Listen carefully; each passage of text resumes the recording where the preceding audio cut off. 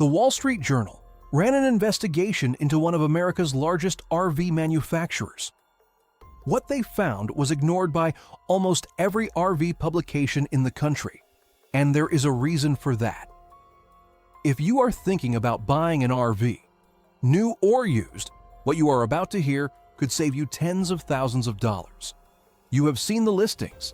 A shiny new $85,000 travel trailer, 0 down, low monthly payments, 20 years to pay it off. Here is what that actually means. The moment you drive it off the lot, it loses 20 to 30% of its value. Gone. That is $17,000 to $25,000 in a single afternoon. And it does not stop there. By year 5, that unit is worth 37% less than you paid. By year 10, you are sitting at a 45 to 60% loss depending on the class, and you still have a decade of loan payments left. That is not a vehicle purchase. That is a structured wealth transfer from your bank account to the manufacturer, the dealership, and the lender. And it was designed to work exactly this way. Here is the breakdown by class because it matters. Class A motorhomes, 60% gone by year 10. Class B camper vans, 62% gone by year 10, despite the van life premium you paid. Class C motorhomes, 51 to 52% by year 10.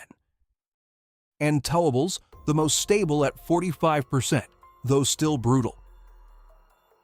If you finance that $85,000 unit on a 20-year term, you may owe $87,000 a few years in, while the market says your rig is only worth $52,000. The Consumer Financial Protection Bureau has flagged exactly this pattern.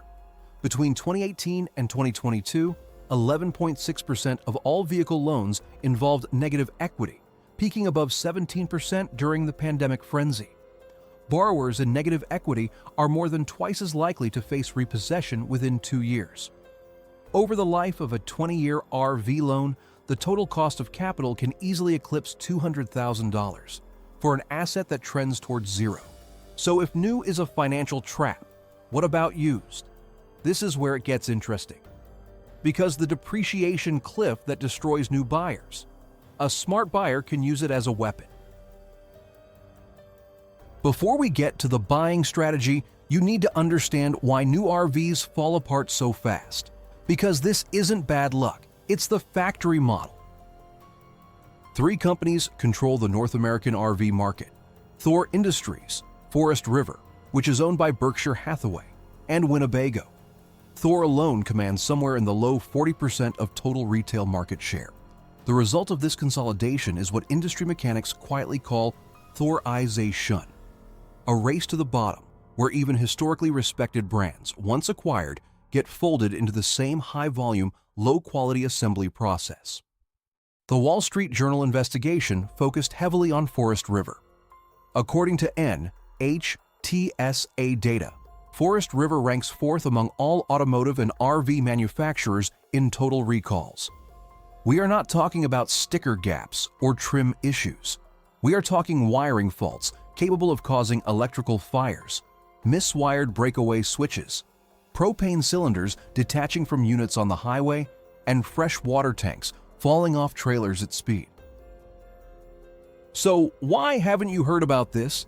Because RV publications are funded almost entirely by advertising from these same holding companies.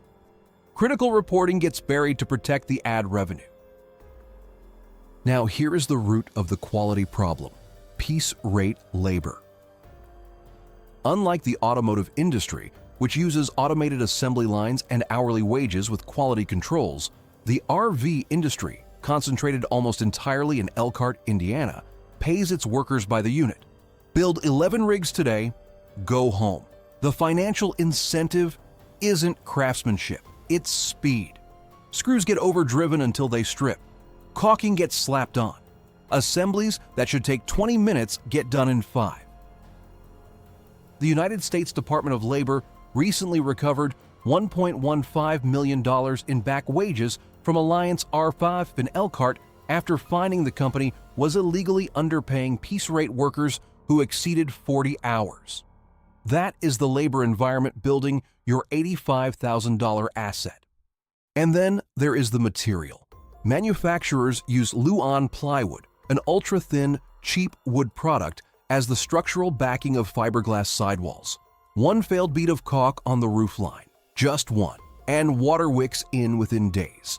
The delamination starts, and the unit is structurally compromised before you even notice the bubbling on the outside panel.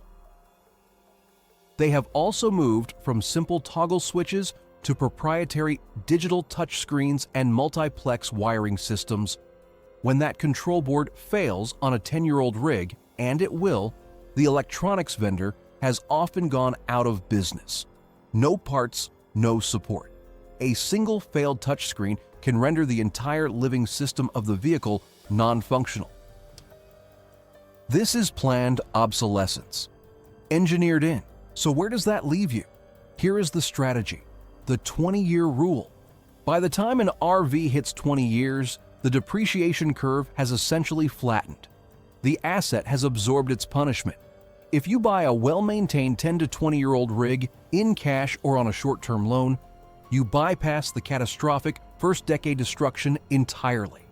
Your remaining value is anchored to condition and utility, not a sticker price. Maintain it well, and you can often resell it years later for close to what you paid.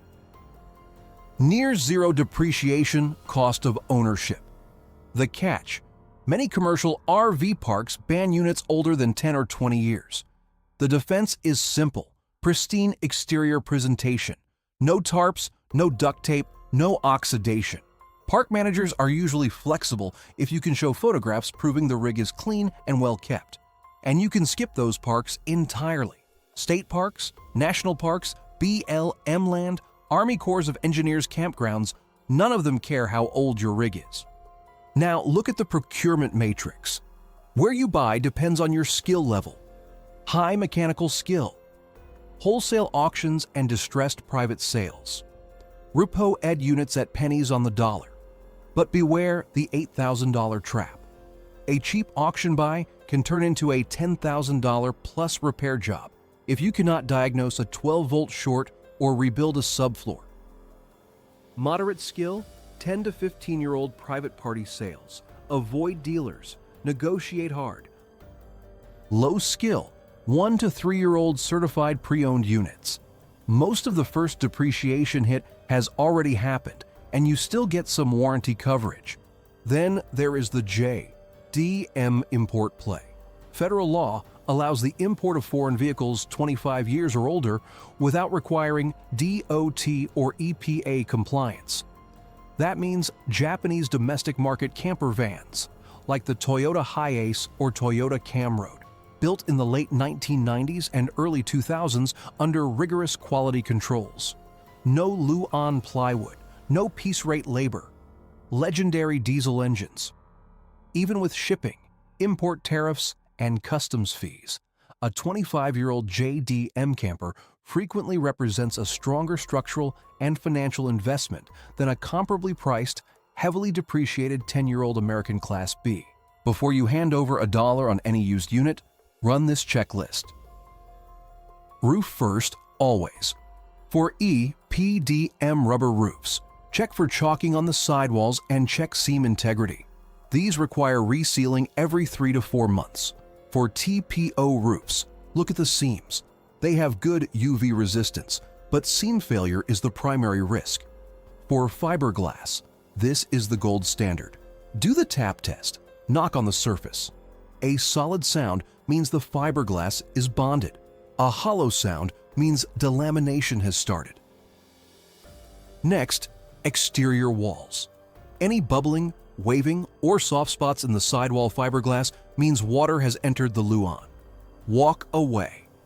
The repair cost frequently exceeds the value of the unit. Undercarriage for towables.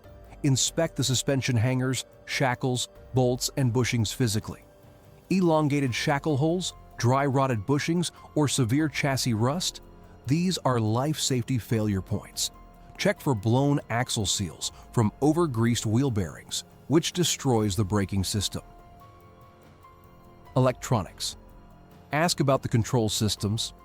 If the rig uses a proprietary centralized touchscreen, identify the manufacturer.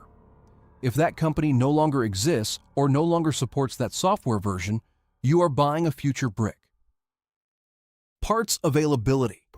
Verify that the major systems, refrigerator, furnace, axles, are industry-standard components.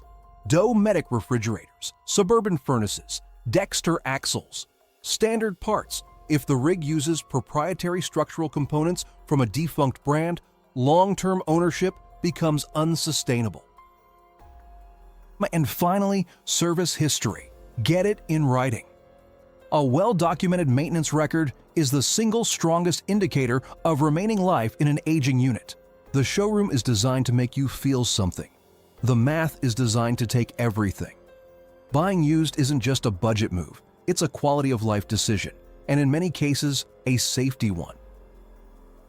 The oligopoly built a machine that extracts wealth from buyers at every stage. The only way to beat it is to stop playing their game.